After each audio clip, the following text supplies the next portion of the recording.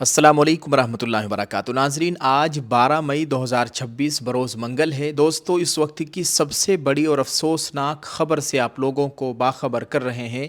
ملک کے تعلیمی نظام کے منہ پر ایک زوردار تماچا رسید ہوا ہے، کیونکہ نیشنل ٹیسٹنگ ایجنسی یعنی NTA نے میڈیکل داخلہ امتحان نیٹ UG 2026 کو منسوخ کرنے کا باقاعدہ اعلان کر دیا ہے۔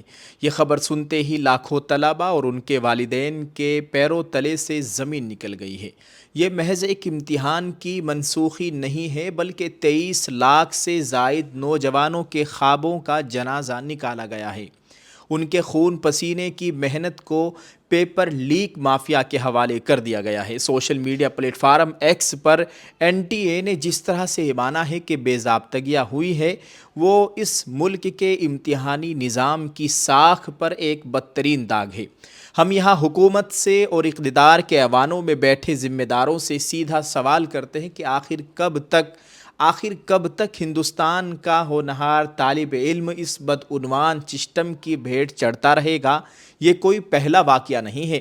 بار بار پیپر لیک ہونا اب اس ملک میں ایک روایت بن چکا ہے، اور ہم پوچھنا چاہتے ہیں کہ جب حکومت ایک امتحان شفاف طریقے سے منعقد کرانے کی صلاحیت نہیں رکھتی، تو پھر یہ ملک، یہ دیش چلانے کے بڑے بڑے دعوے کس بنیاد پر کیے جا رہے ہیں اور کس طرح سے ملک چلایا جا رہا ہے؟ کیا آپ کو ان 23 لاکھ بچوں کی آہیں سنائی نہیں دیتی؟ کیا آپ کو ان والدین کی محنت کی کمائی نظر نہیں آتی جو پائی جوڑ کر اپنے بچوں کو ڈاکٹر بنانا چاہتے ہیں؟ حکومت نے اب یہ معاملہ CBI کے سپرد کر دیا ہے۔ CBI اس کی جانچ کرے گی، لیکن سوال یہ ہے کہ کیا CBI کی جانچ سے ان بچوں کا وہ وقت واپس آئے گا جو برباد ہو چکا ہے؟ CBI ان بڑے مگرمچھوں کے گریبانوں تک پہنچ پائے گی جو سسٹم کے اندر بیٹھ کر پیپر نیلام کرتے ہیں؟ 3 مئی کو 551 شہروں میں ہونے والا یہ امتحان اب ایک مذاق بن کر رہ گیا ہے۔